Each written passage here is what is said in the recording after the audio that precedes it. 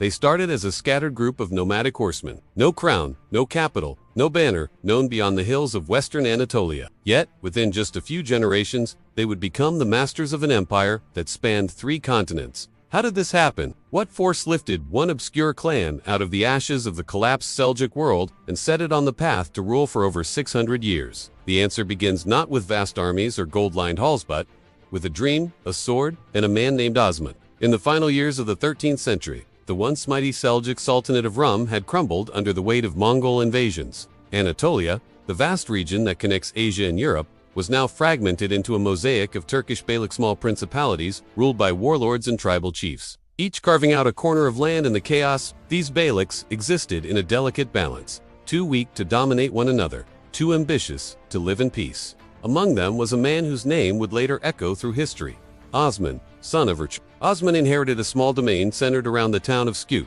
This was not a realm that would impress most historians of the time. It had no grand cities, no sophisticated bureaucracy, no historical legacy, but what it did have was location. Positioned on the frontier of the Byzantine Empire, Osman's territory offered a unique opportunity for expansion. It was here, in this fragile no-man's land between civilizations, that the Ottoman story began. Osman did not begin his rise through diplomacy or inherited prestige. His emergence was forged in battle. He led raids into Byzantine lands, not only for plunder but for glory and territory. These early incursions earned him the loyalty of a growing band of warriors, Ghazis, or holy warriors who believed that their cause was both righteous and ordained. Osman's battles were more than skirmishes, they were statements of destiny. And yet, it was not only the sword that built Osman's early power. A key part of his ascent came through a spiritual vision, one that would become the cornerstone of Ottoman mythology. According to legend, Osman had a dream while staying with the Sufi mystic Shikad. In the dream, a tree sprouted from his chest, growing and expanding until it covered the world in its shade. This tree symbolized an empire spreading far and wide. The dream was seen as a divine sign, and edibly gave Osman not only his blessing, but also the hand of his daughter in marriage. This marriage united political ambition with religious authority and gave Osman the spiritual legitimacy to lead a holy struggle. With each victory, Osman's name grew. His warriors were not all Turks. Many were Greeks, Armenians, and other local peoples who saw opportunity in his cause. One of Osman's closest allies was Kaksi Mihal, a former Byzantine lord who converted to Islam and fought at Osman's side. This alliance illustrated a key strength of the early Ottomans: their willingness to incorporate outsiders. Osman's principality was not defined by the early 1300s, Osman began to issue coins in his own name, marking a clear step toward sovereignty. This was not just a military leader, it was now a ruler. He established rudimentary forms of governance, offered protection to peasants, and slowly replaced Byzantine administrative systems with his own. Yet Osman remained on the move, continuing to seize towns and fortresses that dotted the western Anatolian landscape. One of the most decisive moments came with the victory at the Battle of Baphius in 1302.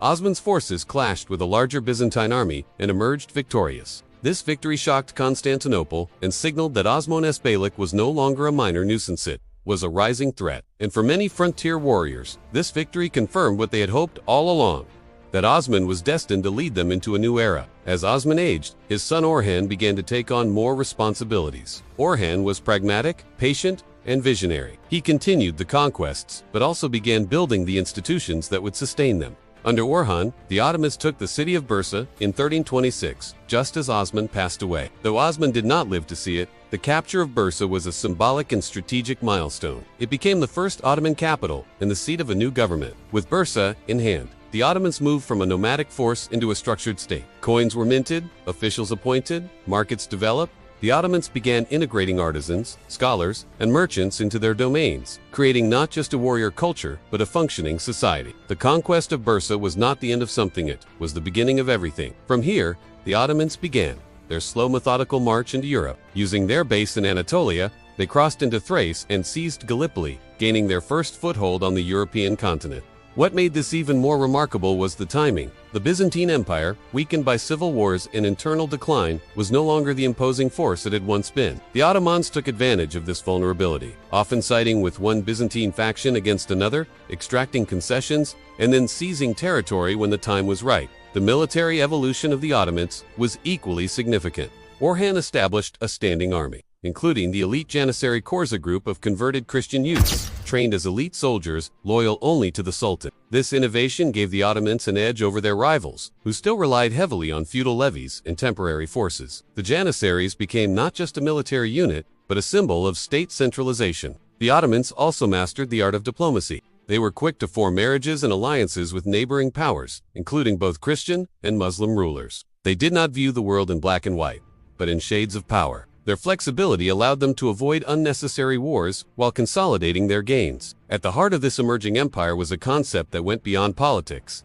It was the idea of legitimacy, Osman's dream, Edebali's blessing, the support of Sufi orders, and the respect of Sunni scholars all combined to give the Ottoman rulers a sense of sacred duty. They were not just kings, they were guardians of Islam, defenders of justice, and heirs to a divine legacy. This legitimacy was further solidified by their treatment of Unlike some conquerors, the Ottomans often allowed Christians and Jews to keep their faiths and maintain local autonomy in exchange for taxes and loyalty. This approach created a multi-ethnic, multi-religious society that, while hierarchical, was far more stable than many of its contemporaries. The real genius of the early Ottomans was their ability to adapt. They adopted Persian administrative practices, Arab religious traditions, Byzantine legal customs, and Turkic warrior ethos, all blending into a unique Ottoman identity. They weren't just expanding an empire, they were creating a civilization. The roots of that civilization stretch back to a dream in a Sufi's house, a battle outside a crumbling city, and a leader who believed he was destined to build more than a state. Osman didn't live to see his empire, but his vision, his dream became the DNA of everything that followed. Orhan inherited that vision and laid down the bricks. Together, father and son forged a legacy, not in marble or myth alone, but in systems, loyalty, faith, and endurance. What began in Skut would one day reach the gates of Vienna, the deserts of Arabia, the plains of Hungary, and the shores of North Africa.